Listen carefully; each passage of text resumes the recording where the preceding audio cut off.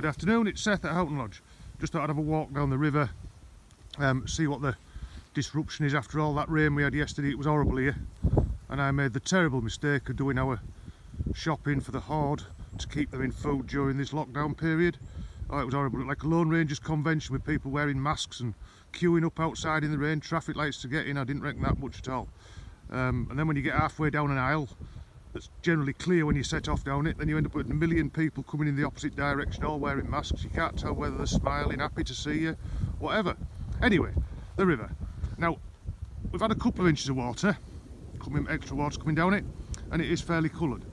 But if you want to come fishing for these grayling, this is where you want to be looking at fishing, in these little eddies behind these bits that stick out. If you think of the river as wind, where you would hide to get out of the wind coming in a downstream direction. So these sheltered spots is where the fish are going to be. They're not going to be in the mid-flow all the time. They will pop out there at times just to see what's going on, but generally speaking they're going to be tucked in behind these bits like this watercress and reeds that are stuck out there. And with the water being coloured, it can be a bit of an advantage to sneak up on these larger grayling, because they will be fishing, they will be there at your feet. They will be on this inside line just here, and you'll be able to get fairly close. Now, to walk up a bit, you'll see some more places where they're just likely to be.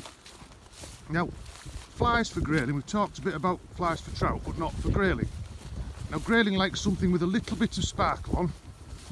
So if it's a nymph that you're going to fish, not particularly big, but fish a nymph with a gold or silver head, a bit of a hackle, and a little bit of silver wire around it, a little spidery type thing. Likewise on the surface, a little spider with a little bit of sparkle on it will be brilliant for these grayling.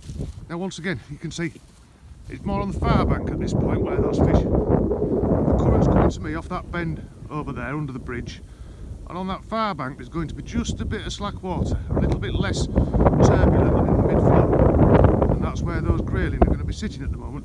There's also going to be trout there, but the grayling will be just hiding out of this current, out of the main current.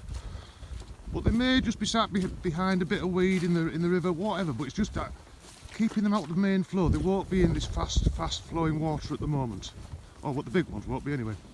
But you can see there it's come up. You could stand out there a little bit. You could stand there up till yesterday,